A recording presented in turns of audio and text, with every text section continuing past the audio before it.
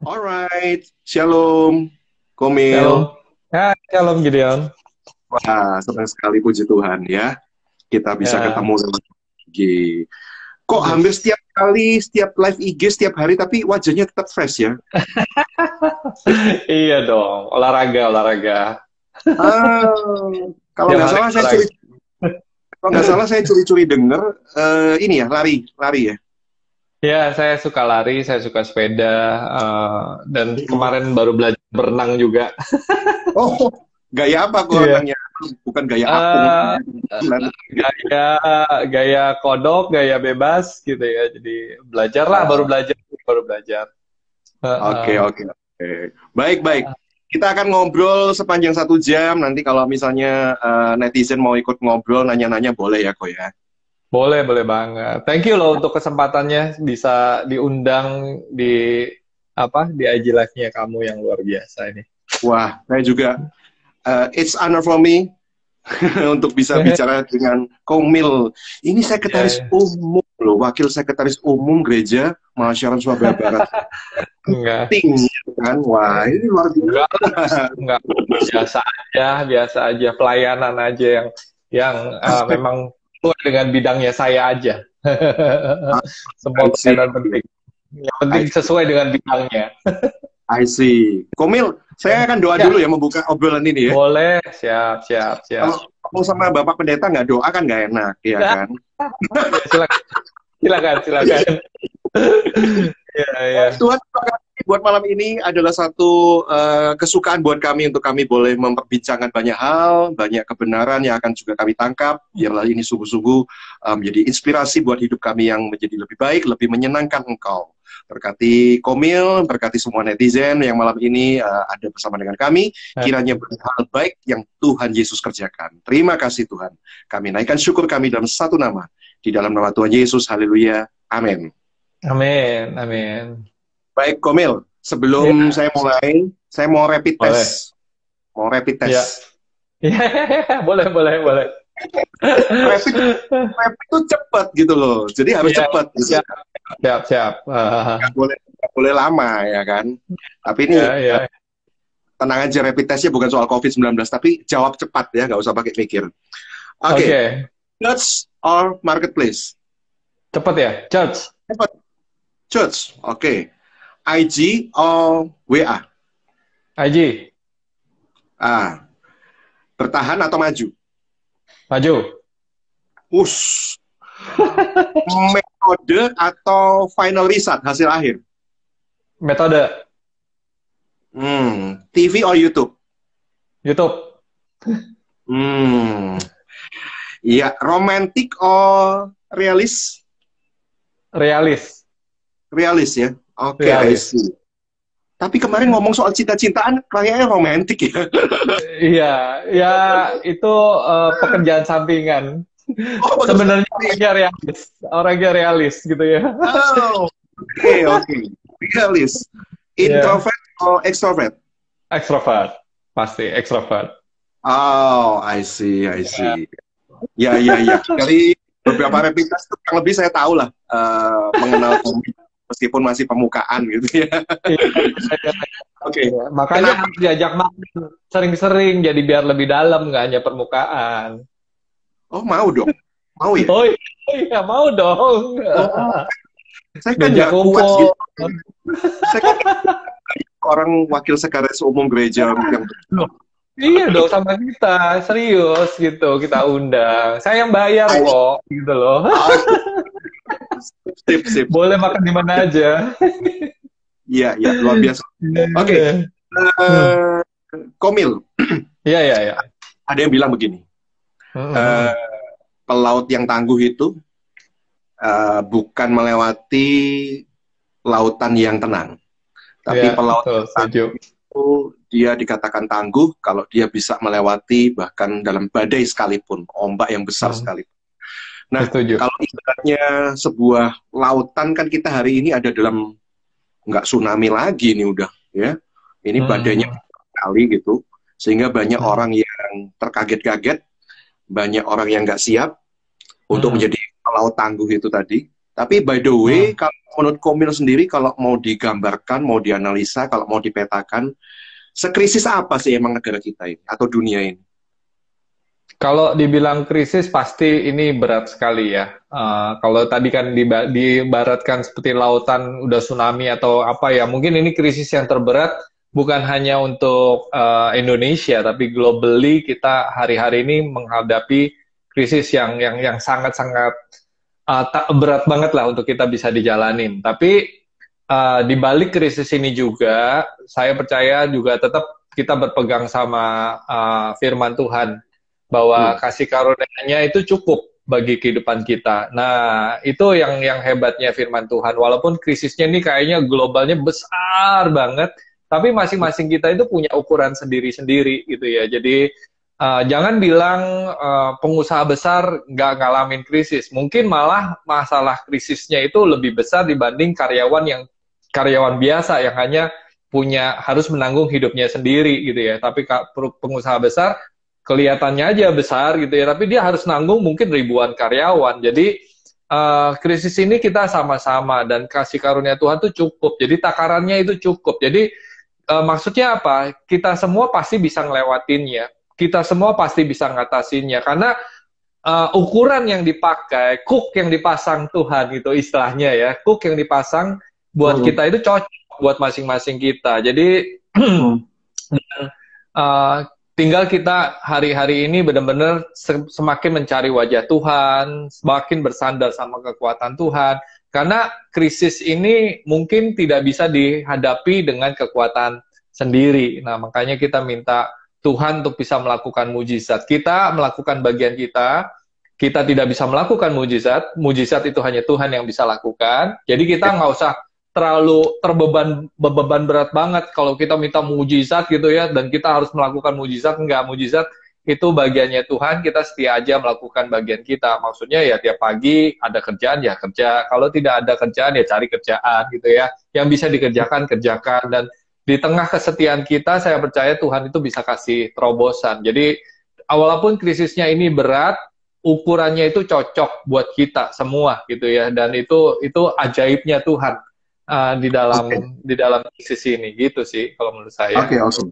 Kalau tadi Iya. Komil bilang bahwa kasih karunia itu cukup, itu kan Hmm. mengutip perkataan Paulus ya, bahwa Iya. ketika dia menghadapkan waktu itu ada duri dalam daging, ketika dia minta Hmm. dilepaskan duri dalam daging itu, Hmm. tetapi Tuhan bilang bahwa duri itu nggak akan dilepaskan bahkan sampai akhir hidup Paulus. Tapi Tuhan bilang apa? Kasih karunia itu cukup gitu untuk Iya, Paulus betul. bisa melewati.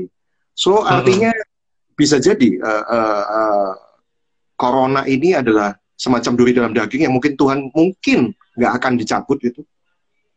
Bisa jadi. Kalau ya kalau tidak dicabut pun istilahnya kan Paulus kan hidup dengan kasih karunia. Saya Nah, juga betul. belajar banyak banget dari krisis ini gitu ya. Jadi karena Hmm. kan krisis ini menghantam semua aspek, nggak lihat pendeta, nggak lihat dokter, Hmm. nggak lihat usaha, nggak lihat orang manapun, semuanya juga kena gitu ya. Nah, dari Hmm. krisis ini kalau ada duri dalam daging, kita juga bisa hidup kok dengan duri di dalam daging, di dalam kehidupan kita. Jadi mungkin itu juga bagus. Di dalam krisis ini kita belajar hidup sederhana, di dalam krisis ini kita belajar pentingnya planning, di dalam hidup ini kita belajar tentang hidupnya berkecukupan, di dalam hidup ini malah saya merasa lebih dekat dengan keluarga, di dalam hidup ini pelayanan itu jadi sangat-sangat berarti. Dan kita nggak bisa ke gereja gitu ya. Dulu mungkin ke Betul. gereja itu biasa gitu loh ya. Ya hari Minggu Iya, datang ke gereja, kadang-kadang males-malesan gitu ya. betul. Buat beberapa jemaat gitu ya. Nah, hari-hari ini kita nggak bisa ke gereja gitu ya, malah kita jadi appreciate keberadaan gereja, bisa ke gereja bareng-bareng. Nah, mungkin Hmm. juga jadi saya pikir kalau kita memang lebih bisa menghargai gereja, kalau Hmm. dengan adanya COVID ini ya diadain aja terus nggak apa-apa juga kan gitu ya. Kalau istilahnya gitu, kalau kita istilahnya nggak mau belajar menghargai apa yang Tuhan berikan. Kalau kita masih di COVID itu dulu sebelum COVID mungkin gitu ya, kita terima berkat kita masih mengeluh. Hari ini Iya, berkat sedikit iya. kita mengucap syukur.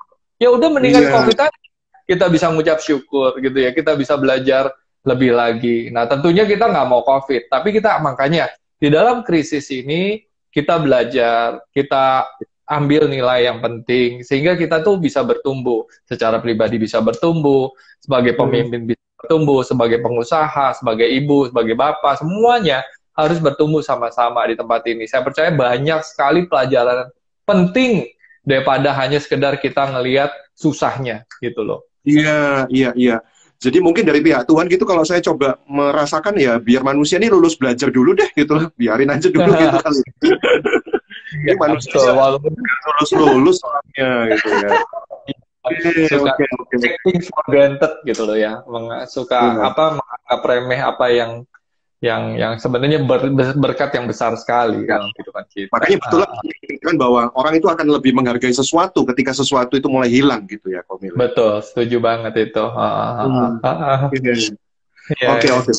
Nah, sekarang ini kan tadi Komil bilang bahwa krisis ini segala bidang ya, segala lapisan aspek masyarakat, segala bidang mulai dari awalnya itu kan krisis kesehatan tubuh yang sakit. Gitu ya. Tapi ini mulai kemana-mana rembetannya gitu ya. Bahkan hari-hari ini kalau kita lihat juga krisis ini mulai melanda dalam internal gereja gitu loh.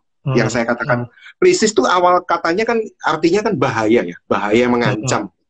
Tapi kan kalau saya masih ingat krisis itu kalau katanya bahasa Mandarin kan huichi.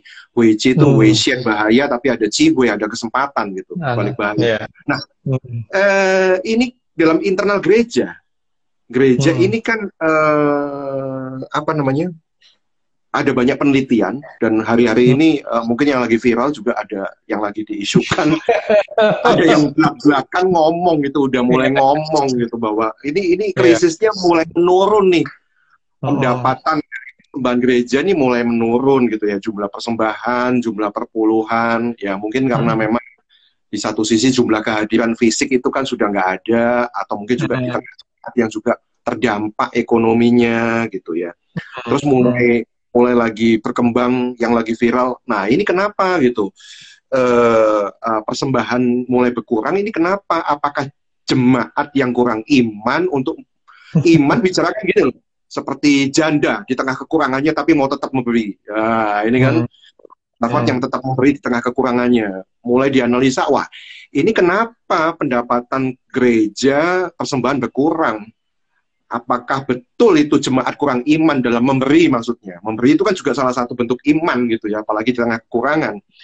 Nah, ini sebenarnya yang saya mau tanyakan, sebenarnya itu kan sisi seorang hamba Tuhan ngomong begitu. Kalau dari sisi jemaat, ini sebenarnya yang kurang iman tuh pendetanya, gembalanya tuh jemaat sih gitu. Kalau sisi jemaat, ya lo kali yang kurang iman, mestinya kan lo sebagai hamba Tuhan, gereja kan harus tahu gitu bahwa Tuhan tuh sanggup memelihara lah. Kalau Tuhan, bahwa pembentukan gereja itu datangnya dari Tuhan, Tuhan pasti bertanggung jawab, ngapain, mesti khawatir. Nah ini kalau Komil sendiri melihat gimana? Apakah gereja yang kurang iman atau justru jemaat yang kurang iman? Iya, kalau kita ngomongin tadi kan topiknya dibahas itu kan yang lagi viral itu ya, bahwa penurunan income atau persembahan atau perpuluhan dari gereja. Saya mau komentar itu dulu aja gitu ya. Jadi kalau gereja kita ada eksistensi sebuah gereja itu adalah untuk jemaatnya. Jadi jangan dibalik ya. Jadi jemaat bukan buat gereja. Jadi kita semua ada ini adalah untuk bisa memberkati jemaat gitu ya. Jadi kalau itu dicatat, dijadiin note dulu gitu ya. Karena banyak hari ini nilai-nilai ketika seseorang mungkin hamba-hamba Tuhan atau mungkin mereka ingin menanam gereja, mereka ingin memulai sebuah gereja, mereka pikir adalah untuk income, untuk pendapatan. Tapi kalau saya pribadi, saya lebih istilahnya, saya tahu gereja ini ada bukan untuk mendapatkan berkat istilahnya dari jemaat, tapi gereja ini ada untuk bisa memberkati jemaat Tuhan. Jadi itu posisi saya gitu ya. Jadi posisi saya sehingga ketika kita melayani jemaat, kita bisa melayani dengan kemurnian hati gitu ya. Di Gereja Mawar Sharon sendiri kita tidak mengkhotbahkan Injil kemakmuran. Saya bangga sekali ya Gembala Pastor Philip Mantova. Ya, dia selalu bilang begini, kalau kita memberitakan Injil kemakmuran, kita Ya. merampas kemakmuran dari Injil itu sendiri. Ya, jadi Oh, I see, ini ini I ini see. ini prinsip pelayanan yang sangat penting yang kita pegang di gereja Mawar Sharon. Yes, Dan khususnya hari ini saya nggak mau mewakili gereja, tapi yes, saya tahu ini nilai yang juga saya pegang dan saya bisa yes, melayani di sana karena kami ingin melayani dengan murni. Nah, perhatikan yes, aja, lihat aja di gereja kita, perhatikan semua yes, Instagram, sosial media. Kita yes. tidak pernah ya, tentunya kita kasih QR code gitu loh ya supaya Mhm, jemaat punya cara juga untuk bisa memberkati, tapi kita nggak gembor-gembor, mari, mari, mari, mari, seolah-olah mhm, gereja mhm, tidak diberkati gitu ya. Jadi kita mhm, tahu keberadaan kita hari ini, posisi kita hari ini adalah untuk bisa memberkati jemaat. Sampai kapanpun itu juga tidak akan berubah gitu ya. Gereja ada mhm, untuk mhm. memberkati jemaatnya, untuk gereja, untuk jemaat Tuhan ini bisa bertumbuh dewasa makin dekat sama Tuhan. Dan anyway, Mhm, berkat itu bukan hanya keuangan gitu ya. Berkat itu bukan betul. hanya keuangan. Jadi itu kalau kita bicara berkat Tuhan hanya keuangan, itu kita merampas kekayaan Injil yang sebenarnya Iya, dari firman Tuhan, dari jemaat kita sendiri. Jadi kita nggak mau melakukan itu dan kita tidak mengajarkan itu iya, kepada jemaat kita gitu ya. Nah, iya, bicara lagi, berarti kan jemaat hari ini sedang mengalami kekurangan gitu ya, sama iya. semuanya ngalamin gitu ya. Nah, disinilah kita antara iman ya, kan dibilang kurang iman, kurang apa gitu ya. Kita Mhm, tentu berdoa, kita berusaha, kita mendoakan jemaat kita, tapi kita tahu kan hidup tetap di tangan Tuhan. Tuhan yang mhm, mempunyai kendali di dalam kehidupan kita ini. Itu jadi kita iya. mengajarkan jemaat untuk terus bekerja dengan rajin. Kita bahkan kita ada satu grup ya, grup pengusaha kuliner Ya, di Gereja Mawar Sharon Surabaya Barat ini gitu ya. iya, iya, Kita iya. bahkan bikin katalog-katalog ya, yang katalog itu semuanya ngumpulin menu-menunya dijadiin satu Wah, katalog, di PDF-in, lalu kita bagikan untuk mendukung. Jadi peranan gereja bukan hanya berdoa gitu ya, kita berdoa dengan iman, kita encourage untuk jemaat untuk bisa terus bekerja, kita encourage jemaat juga untuk bisa bernetwork, mhm, berpartisipasi.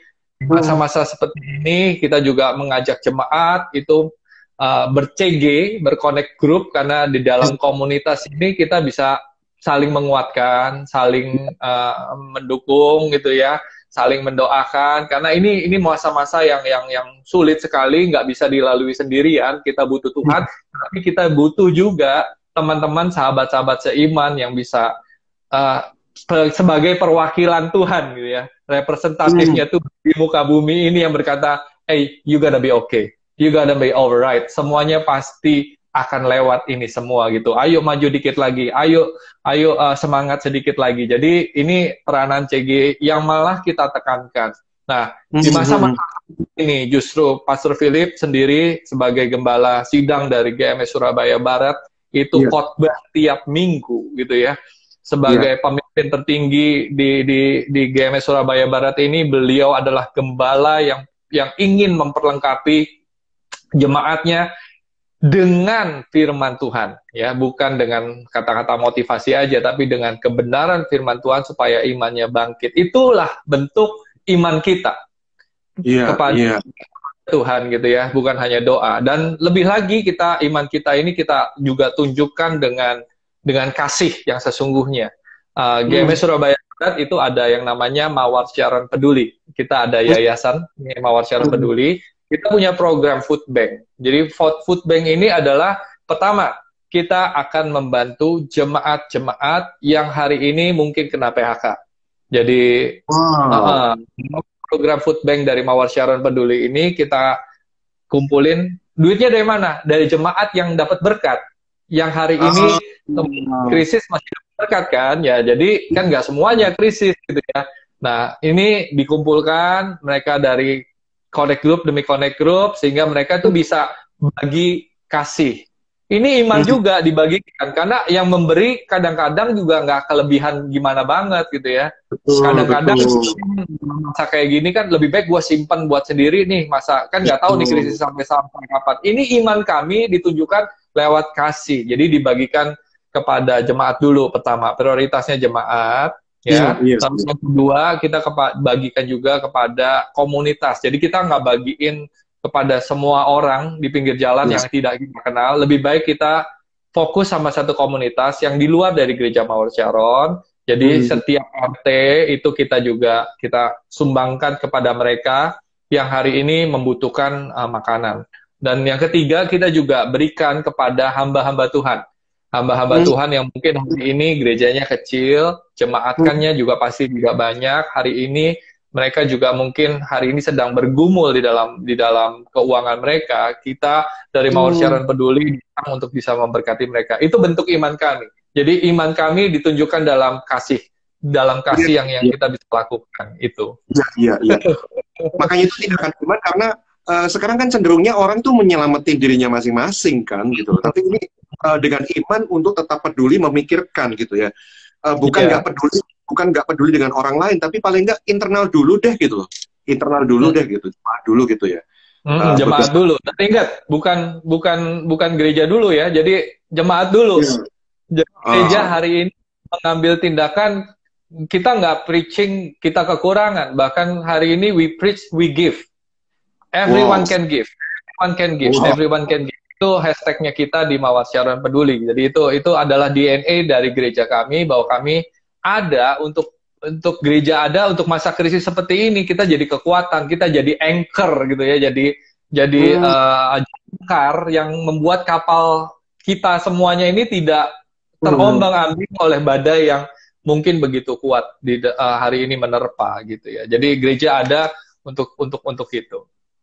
Iya. Memang kalau dihadapi memang nggak bisa. Makanya itu ada sebuah unity di balik kesatuan gereja, harusnya bisa menjadi berkat dan terang bagi orang sekitar gitu ya. Iya, sangat bisa. Dan ini kita menggerakkan seluruh jemaat ya. Jadi jemaat hari ini tidak digerakkan untuk kasih persembahan perpuluhan sebanyak-banyaknya untuk gereja, tapi digerakkan untuk bisa menjadi berkat buat satu sama lain gitu. Jadi berkatilah CG kamu, berkatilah semuanya. Dan itu dikoordinir, benar-benar dikoordinir. Bahkan dari CG-nya kita karena gini, kan COVID nih ya.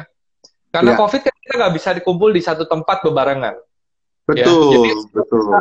Packing barang yang kurang lebih itu 800, 900 atau bahkan pernah sampai 1000 paket setiap satu kali kirim. Itu kan perlu fasilitas yang besar. Betul. Ya, karena COVID kan nggak boleh kumpul bareng-bareng. Jadi akhirnya banyak rumah yang dibuka untuk bisa mereka packing. Jadi misalnya komunitas CG ini, Connect Group di sini gitu ya, mereka packingin sendiri dan akhirnya kirim sendiri gitu ya. Kita dari supplier kita minta drop-in ke beberapa puluh titik gitu ya, sehingga kita juga tetap aman menjaga protokol dari COVID-19 ini yang dianjurkan oleh pemerintah gitu. Jadi satelit bukan bicara tentang gereja juga ya, tapi dalam hal kayak gini, wah ini pos-pos peduli ini juga bisa menjadi satelit-satelit gitu. Banyak connect group kita kan gereja sel. Jadi gereja sel ini bukan berarti gereja dengan program sel, tapi emang gereja ini kita emang gereja sel. Jadi semuanya tertanam di grup. Iya. So dalam hal ini paling tidak Gereja Mawar Sharon Barat bukan kekurangan iman dan minta menggerakkan jemaatnya untuk ayo gitu kayak penggalangan dana gitu enggak, tapi justru ayo kamu beri buat sekitar buat sama jemaat. Dan responnya luar biasa. Responnya luar biasa sekali, jemaat yang mengasihi, bahkan dari orang-orang luar, dari pihak luar, dari teman-teman yang dari luar negeri juga akhirnya ikut mendukung program kita karena lihat videonya, lihat aku mau terlibat gitu ya. Nah itu kan baru yang food bank, kita masih ada yang masker, yang APD dan segala macam. Tapi itu kan hari ini tidak dibutuhkan lagi, tidak dibutuhkan se-urgent dulu gitu ya. Gitu. Iya.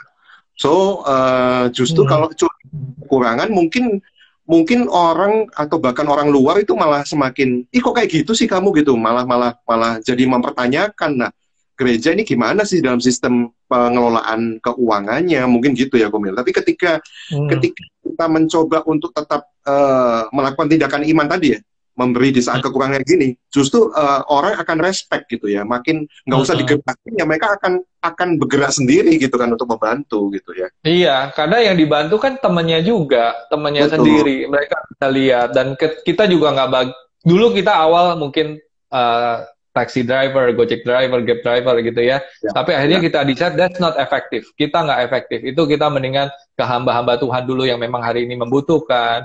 Kita Ya. bangun komunitas gitu ya. Karena kan biar kita juga ngelihat satu keluarga ini kan udah setiap hari kan berarti banget kalau Ya, ya. tiba-tiba dikasih, dan itu kesaksiannya banyak banget keluarga yang hari itu tidak bisa, nggak ada duit buat makan, tiba-tiba tim kami dari Mawar Sharon Peduli itu datang bawa kantongan yang isinya beras, super mie, mie instan itu ya, dan beberapa itu jadi berkat banget, itu banyak banget, jadi kita bisa melihat bahwa Tuhan mengarahkan kita juga ketika memberikan sumbangan kepada orang-orang itu baik dari yang jemaat maupun orang-orang yang tidak kita kenal, itu kesaksiannya banyak. Kalau ditaruh di Instagram nggak cukup lah itu.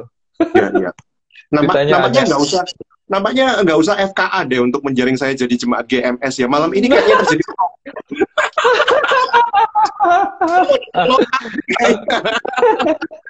Tapi itu kita lakukan karena gini ya, Gideon ya, maksudnya karena kita lakukan dengan ketulusan, kita lakukan dengan suka. Ya, bukan berarti kita kekurangan gitu ya. Tapi kalau kita gini, saya selalu bilang gini, kalau kita itu berkecukupan, kurang pun bisa berkelimpahan. Wow. Tapi kalau kita nggak punya rasa cukup, kita kelimpahan pun selalu kekurangan. Nah, itu kita ini memberi itu bukan dari kelimpahan, tapi dari kecukupan. Ya. Komil tadi kan sempat ada juga disinggung program memberikan hamba-hamba Tuhan yang gerejanya kecil karena mungkin mereka mengalami minus gitu. Ada banyak loh, saya lihat juga hamba-hamba Tuhan yang dari gereja kecil ini kan mereka sangat terdampak dan mereka mulai jualan gitu. Mereka di statusnya jualan inilah apalah, pokoknya sembarang apapun yang bisa dijual, terutama kebutuhan pokok ya, itu kan demi untuk menopang. Makanya ada satu temen yang nulis status juga di WA waktu itu, saya baca gini, jangan nyinyir kalau ngelihat temen lu itu jualan di status WA, di status di stories di IG, karena mereka ini sedang mencoba untuk bertahan hidup, mereka sedang mencoba untuk tetap menyanggah piringnya keluarga gitu. Dibilang seperti itu. Tapi by the way, kalau pandangan Komil sendiri, it's okay ya dalam situasi seperti ini. Misalnya ada hamba Tuhan, ya karena pelayanannya sudah sangat terdampak, minus, terus mereka jualan gitu. It's okay ya. Paulus kerjanya apa? Ya jualan juga, jualan tenda. Iya kan, jualan tenda kan gitu ya. Malah saya nggak membedakan istilahnya antara marketplace sama ministry. I think semuanya itu punya panggilan yang sama-sama mulia. Baik di marketplace maupun di pelayanan sama-sama mulia. Tidak ada pekerjaan yang hina menurut saya. Semua pekerjaan itu kalau dilakukan dengan kejujuran, pasti akan berkat. Bahkan saya sendiri secara pribadi gitu ya, saya berdoa, saya malah berdoa bener-bener gitu, sungguh-sungguh ya, kalau perlu salary atau berkat dari gereja itu nggak usah, maksudnya bukan karena sombong gitu ya, karena memang saya pengen hidup saya itu murni, saya ingin hanya melayani Tuhan dengan sungguh-sungguh dari kemurnian hati saya. Jadi saya ada juga pekerjaan di luar dari keluarga, dari istri, dari segala macam gitu ya. Tapi kalau boleh gitu ya, dan hati kita masih sampai sekarang masih begini gitu ya, kita ada tuh untuk gereja, gereja ada itu untuk jemaat. Jadi tidak boleh dibalik, we gain from the church, kita ngambil keuntungan dari gereja, gereja ngambil keuntungan dari jemaat. Itu nggak pernah ada itu di dalam hati saya pribadi gitu ya. Dan saya tahu ini tidak ada di seluruh kepemimpinan dari Gereja Mawar Sharon Surabaya Barat, itu tidak ada gitu ya. Nah, jadi kalau pendeta, hamba Tuhan, dia harus istilahnya turun untuk bisa jualan dan segala macam, I think it's okay gitu ya, nggak ada yang hina kok gitu ya. Tapi nanti kalau misalnya krisis sudah berlalu gitu ya, lebih baik hidupnya itu prioritasnya untuk firman Tuhan dan memberikan makan jemaatnya. Nah, jadi balik lagi ya.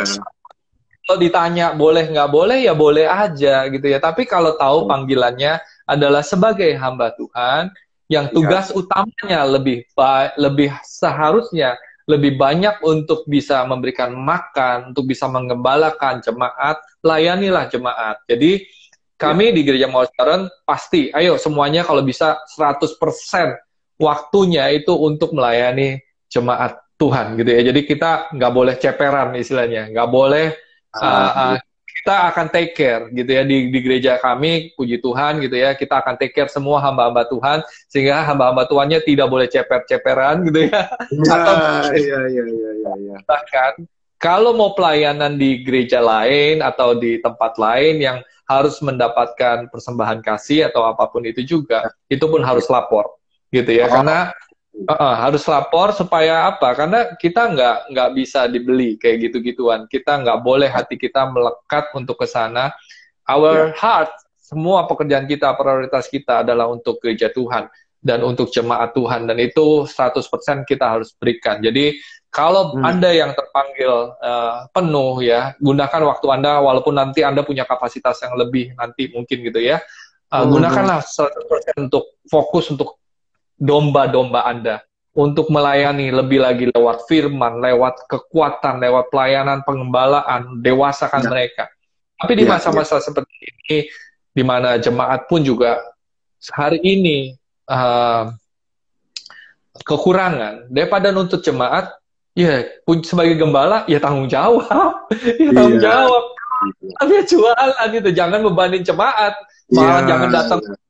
Itu lebih kacau daripada ada jualan, mendingan jualan gitu daripada memberkati jemaat lagi gitu. Betul. Jangan jemaat ya Komil, kamu kalau nggak persembahan terkutuk loh nanti kamu. Waduh. Itu lebih bahaya lagi gitu loh. Ya, jadi kadang-kadang kalau saya ya Komil ya, kadang-kadang pikiran saya yang nakal ini mulai memikirkan, menjadi gembala, menjadi pendeta, hamba Tuhan harusnya aja nakal nih emang. Enggak. Saya mulai mikir gini, harusnya jadi pendeta itu harus kaya dulu dong. Biar nggak tadi itu, biar mereka nggak gain dari church gitu kan. Kaya itu kan relatif. Nah ini maksudnya maaf, saya artikan kaya ini kaya dalam secara keuangan, finansial. Iya, relatif. Kalau dikasih 100 juta, kalau gaya hidupnya 120 juta tetap kekurangan. Iya juga sih ya. Iya. Maksud saya kan supaya mereka ini nggak malah menjadikan gereja ini sebagai sapi perahnya gitu loh.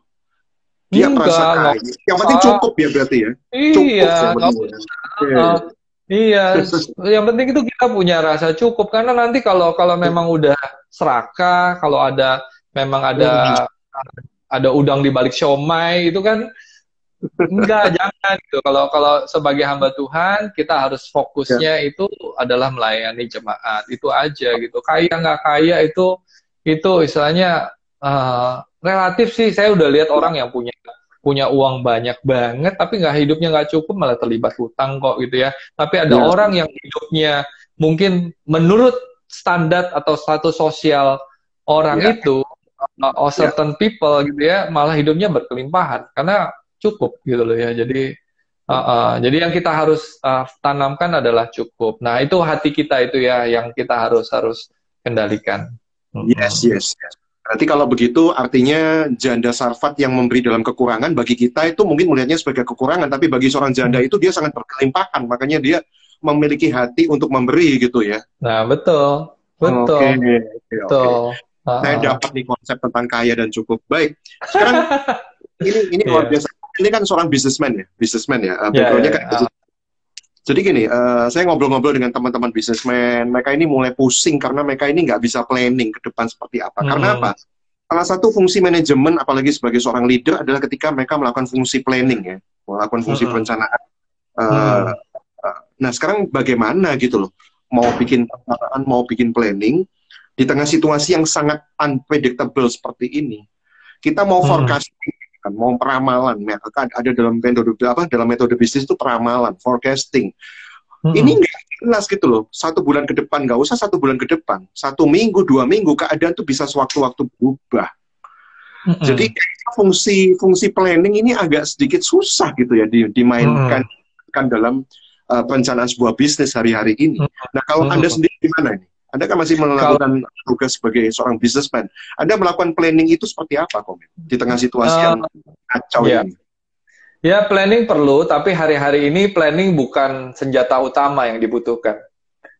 I see. Jadi senjata utama yang hari ini dibutuhkan adalah adapt to change.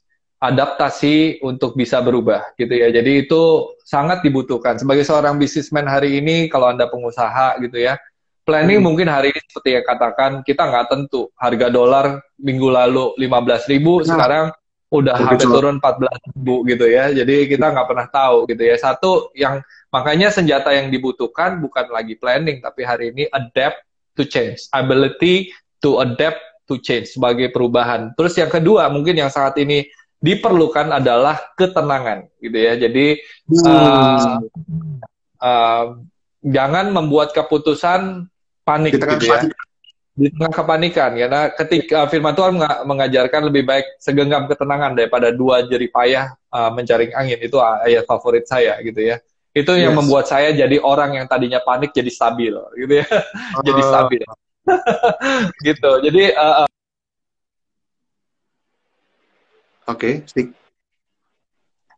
harus miliki di dalam kehidupan kita. Planning penting. Tapi yang lebih penting dari itu hari ini adalah kemampuan untuk kita bisa tenang, mengambil keputusan, dan bisa berubah, shifting, pivot kapan aja kalau apa yang kita usahakan, apa yang kita rencanakan itu tidak works di market yang hari ini sangat-sangat volatile gitu, goyang terus gitu ya. Nah, tapi seperti tadi ya, kemampuan kita, kesempatan di balik krisis itu penting. Jadi kita perlu juga minta hikmat dari Tuhan untuk bisa melihat, karena kan tadi krisis itu ada 2 kan, danger or opportunities ya, kesempatan atau bahaya atau kesempatan. Nah di balik kesempatan pasti ada bahaya juga ada kesempatan gitu loh ya. Nah hikmat Tuhan hari ini sangat-sangat diperlukan. Jadi kelilingilah diri Anda hari-hari ini dengan orang-orang yang bisa memberikan Anda ketenangan, bukan kepanikan.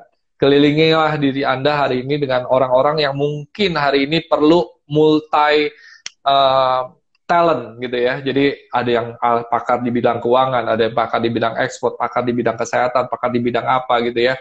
Dan hari ini di Instagram, YouTube punya banyak waktu nih. Kita semua dalam COVID ini punya banyak sekali waktu jadinya kan ya. Paling enggak, contoh, saya bisa hemat waktu di mana? Kalau saya kerja tuh, di rumah saya di Graha Family, kerja di Marvel, ya. Paling enggak jalan tuh 45 menit, ya. Dari rumah saya ke tempat kerja. PP ya 1,5 jam ya. Kadang-kadang kalau lancar sekali 1 jam. 1 jam, 1,5 jam. Itu udah save time saya karena kerja dari rumah kan. Work from home. Jadi saya pakai 1 jam, 1,5 jam ekstra yang biasa saya pakai buat jalan. Itu buat saya baca Alkitab lebih banyak lagi. Oh my God, luar biasa. Ya. Kerja dari rumah untuk nonton YouTube, nonton IG Live, nonton belajar gitu ya. Jadi bisa tenang. Itu aja waktu yang istilahnya ekstra yang Tuhan berikan buat kehidupan kita gitu. Jadi itu pakai itu untuk belajar lebih lagi, memperlengkapi diri lagi. Nah kalau dulu kan makan gitu ya, keluar makan 1 jam. Sekarang makan dari rumah, 5 menit, 10 menit selesai. Itu ada extra time lagi. Pakailah nonton. Jadi jangan gunakan untuk hal-hal yang malah bikin Anda down. WA, kalau ada hal-hal yang negatif gitu, matiin aja. Udah, jangan dengerin hoax-hoax itu loh. Gitu. Saya sampai hari ini memutuskan, Komil. Saya hari ini memutuskan namanya WA ini kan nggak bisa dicegah ya. Teman-teman kadang-kadang ngirim berita yang saya nggak ngerti itu hoax atau benar. Tapi intinya berita mulai di-send, di-broadcast itu kan lebih banyak negatif ya hari-hari ini ya. Iya, betul.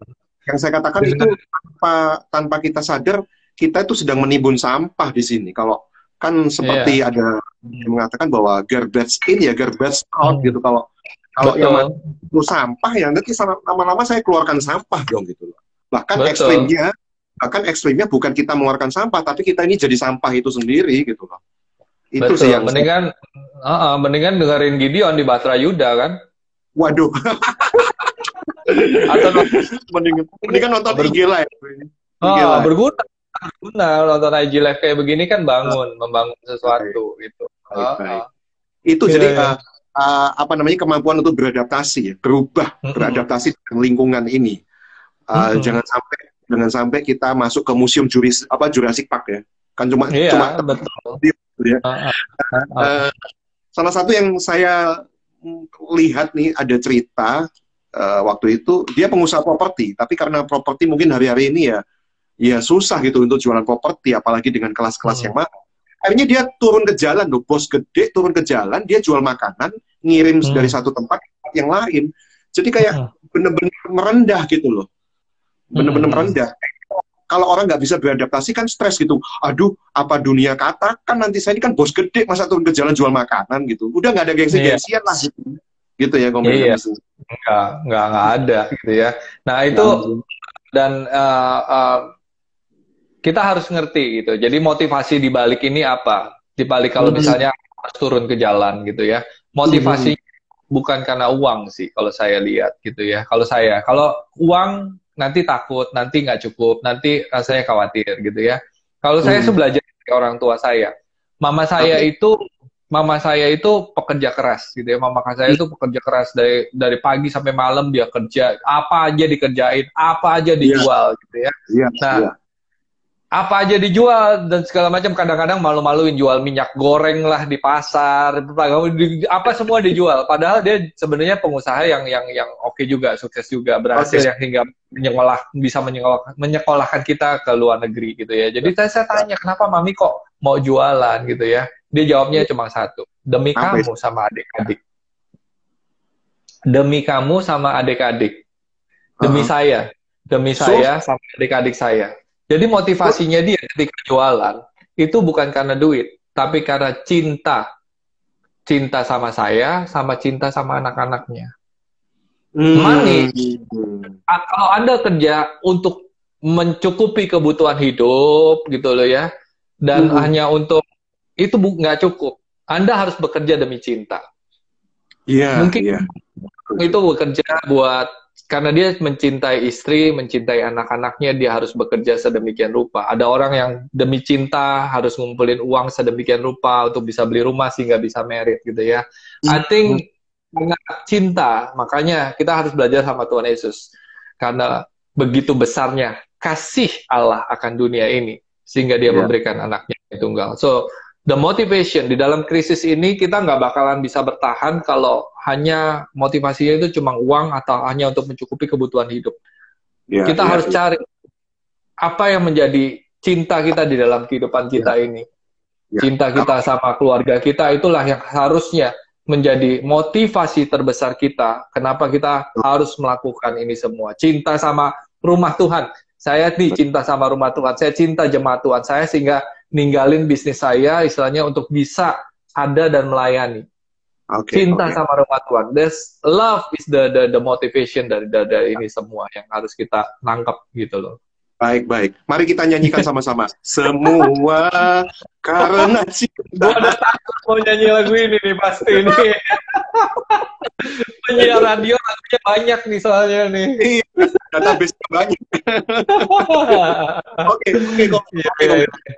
I get the point. Jadi beradaptasi dengan lingkungan dan jangan panik gitu dalam setiap keputusan. Itu untuk pengusaha gitu ya. Tapi untuk para pekerja, untuk pekerja yang hari-hari ini kena dampak krisis ini ya. Makanya tema saya malam ini kan saya tulis gitu, krisis sama dengan habis. Tapi ada banyak pekerja-pekerja di sana yang merasa habis karena apa? Dirumahkan, di PHK, belum lagi yang dibayar separuh karena selang-seling masuknya, sehari masuk, sehari nggak masuk, sehingga gajinya dipotong 50% gitu. Dan untuk para pekerja seperti ini kan mereka ini ya bukan saya merendahkan ya, tapi karena memang sehari-harinya mereka seperti itu, dididik untuk cuma menjalankan rules, SOP. Oh, saya harus begini, Mereka nggak pernah terbiasa kan untuk dilatih dalam situasi krisis, situasi kepepet, terus harus making decision. Mereka nggak pernah dilatih untuk itu kan, Komil, sebagai pekerjaan ya gitu.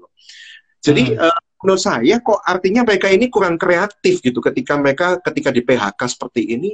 Akhirnya mereka ini iya ya, mau kerja apa ya habis ini ya? kayaknya pasrah deh, aduh kok nasib saya begini, aduh saya ini orang susah. Kebanyakan seperti itu gitu loh. Nah kalau Hmm. nasihat Komil sendiri gimana? Ini para pekerja-pekerja ini kan mereka nggak pernah dilatih gitu untuk out of the box gitu ya, keluar dari Hmm. kebiasaan yang lama menuju pada kebiasaan yang baru yang sama sekali berubah. Itu mereka nggak pernah dibiasakan untuk itu, sehingga mereka kaget sekali loh, sangat terdampak. Kalau pesan Hmm. Komil gimana untuk karyawan-karyawan yang seperti Ya, itu? kalau saya sih nasihatnya jangan mikir terlalu panjang, terlalu jauh gitu loh ya, yang susah untuk Hmm, bisa dilakukan gitu. Gampang aja kok. Saya berkatnya Tuhan itu sebenarnya ada di tangan kita gitu ya. hmm, Buat hmm. teman hari ini yang pekerja harian gitu ya. Iya, iya. Kalian lihat contact numbers di handphone kalian. Jadi Betul. kalau buat pekerja-pekerja ini nggak usah ribet-ribet deh gitu ya. Lihat aja nomor telepon semua kontak yang ada di handphone kalian. Ya, Ya, pasti punya, pasti punya. pasti punya. Kan bisa Oke, WA kan ya, bisa then, WA. then, Gampang. Ya, oke. gimana kabarnya?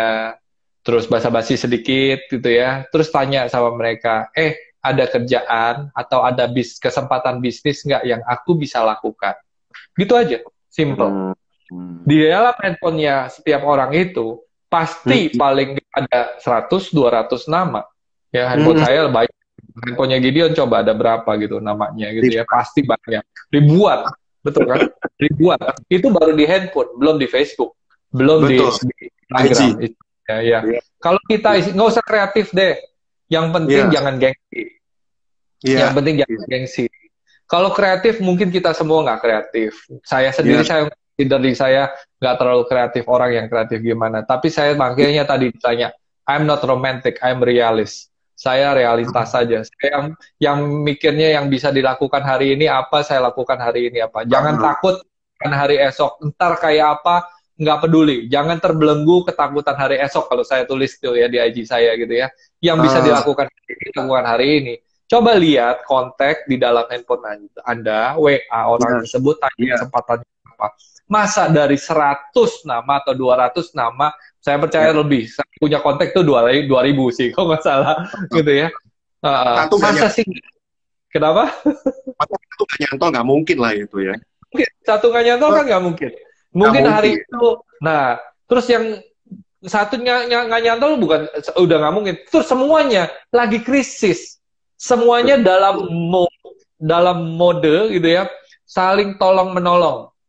Iya, Mungkin nggak iya, mikir tolong menolongnya, mungkin iya, sama-sama butuh duit, butuh iya, barang ini dijual, butuh hari ini dia dapat makan, butuh dia ada barang yang pengen di let go cepet-cepet gitu ya, karena udah iya, mepet banget nih, gua ada iya, sepeda nih, tolong lu jualin sepeda gua deh, ntar gua kasih lu untung 100 iya, ribu.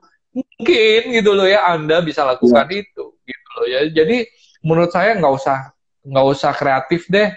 Yang penting hari ini mau nggak tahan malu lah sedikit gitu loh ya, iya, dan kontak kan iya, orang itu gitu loh ya. nggak iya, ada nggak ada tadi saya bilang tidak ada pekerjaan yang hina.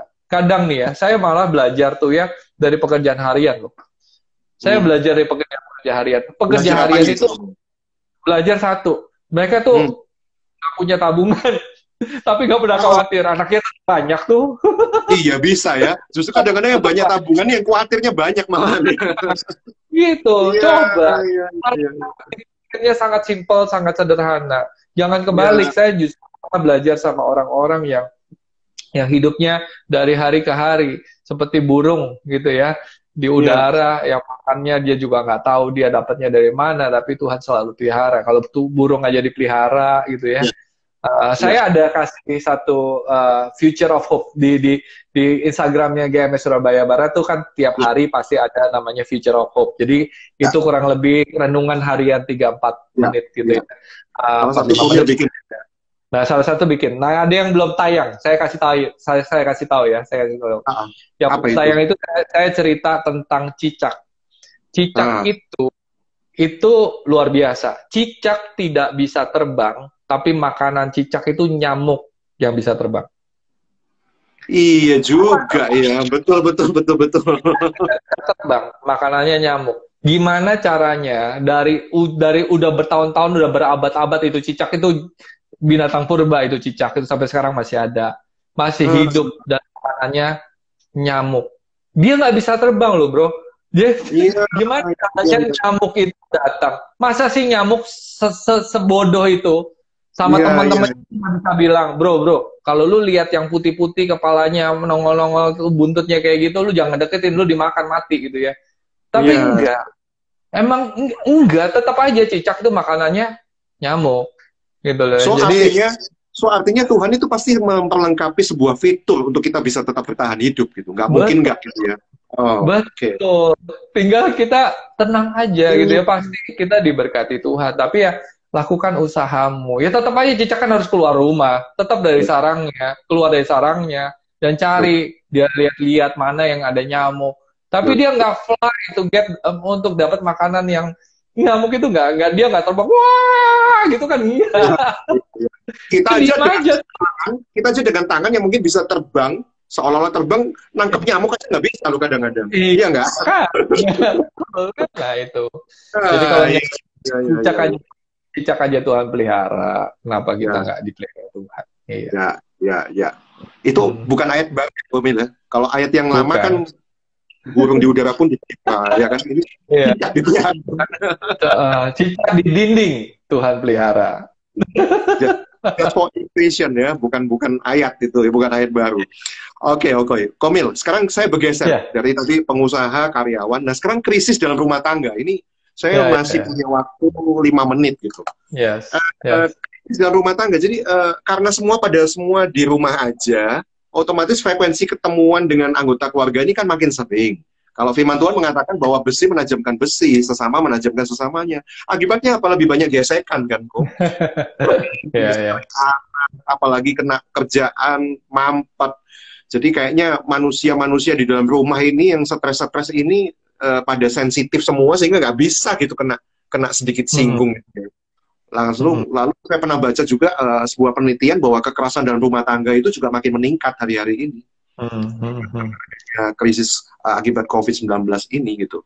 Nah, saya rasa gini, pertengkaran itu kan katanya akibat komunikasi yang saling buntu, katanya begitu kan. Angka perceraian juga mungkin akan meningkat, tapi saya nggak punya datanya gitu. Komunikasi yang buntu itu menyebabkan hubungan ini menjadi tidak harmonis, baik orang tua, anak, ataupun dalam keluarga itu ya. Nah, tapi ini sering ketemu, malah juga banyak tengkar gitu. Jadi mending gimana ya?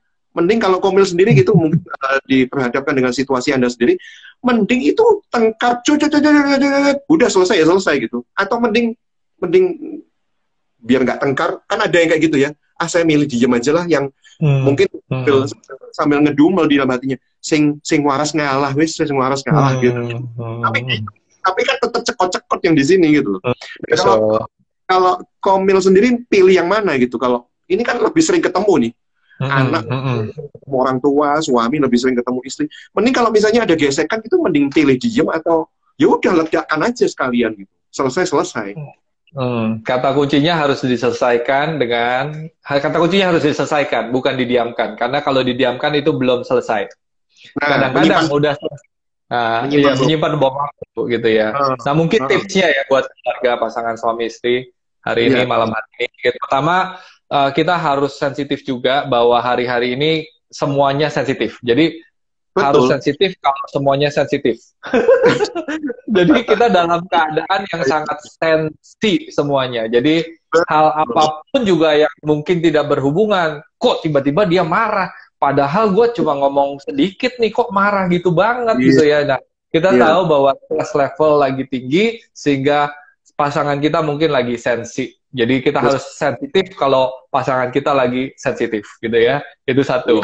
Terus yang kedua, kalau memang konflik harus terjadi, caranya saya menyelesaikan konflik biasanya begini.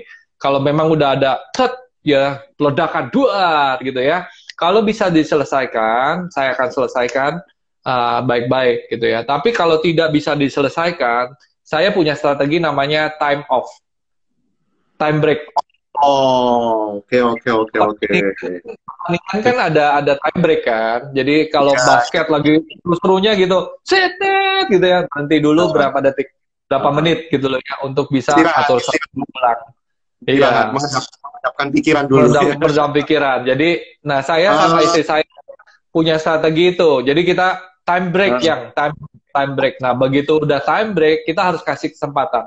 Walaupun dia lagi marahnya lagi puncak atau saya lagi marahnya lagi puncak, kita begitu udah sepakat nih, time break kita break.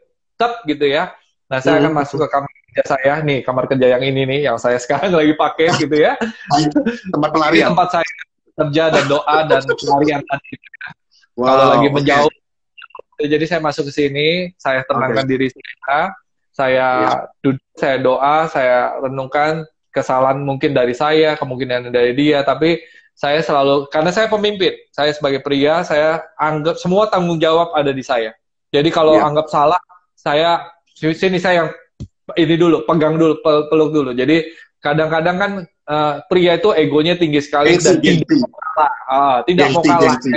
Iya. Nah, jadi biasanya saya time break. Nah, nggak lama, nggak boleh sampai seharian, 2 harian, apa nggak boleh.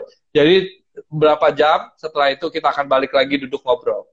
Ya, jadi begitu kita ngobrol, duduk dari hati udah mulai tenang semuanya. Nah, itu baru kita ngomong dan kita harus selesai hari itu. Tidak boleh matahari istilahnya terbenam kita istilahnya harus diselesaikan isunya. Nah, besok bisa timbul lagi. Nggak apa-apa timbul lagi, tapi udah dalam level yang berbeda. Dalam level yang lebih mengerti. Kadang kan penyakit juga, apapun juga, problem, kalau berat, nggak bisa diselesaikan dalam 1 hari. Minum obat itu loh, hari 4 hari, 5 hari, ya minum lagi.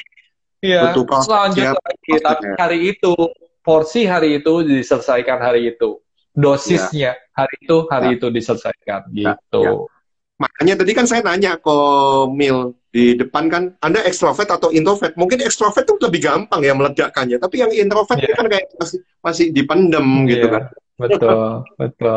Oke. Tapi bagaimanapun harus diselesaikan. Jangan dari kenyataan sok damai padahal nggak damai gitu ya. Betul. Oke. Baik. Ini udah 1 jam tanpa terasa asik sekali ngobrolnya ya. Ini saya kena waktu 25 detik lagi. Thank you banget ya Komil ya buat kebersamaannya. Thank you. Thank you, Pak. Saya harap pemirsa semua sangat diberkati dengan obrolan kita malam hari ini. Sukses terus melayani Tuhan. Sampai ketemu lagi. God bless you. God bless you all semuanya. Thank you semuanya. Thank you Gideon. Thank you Komil.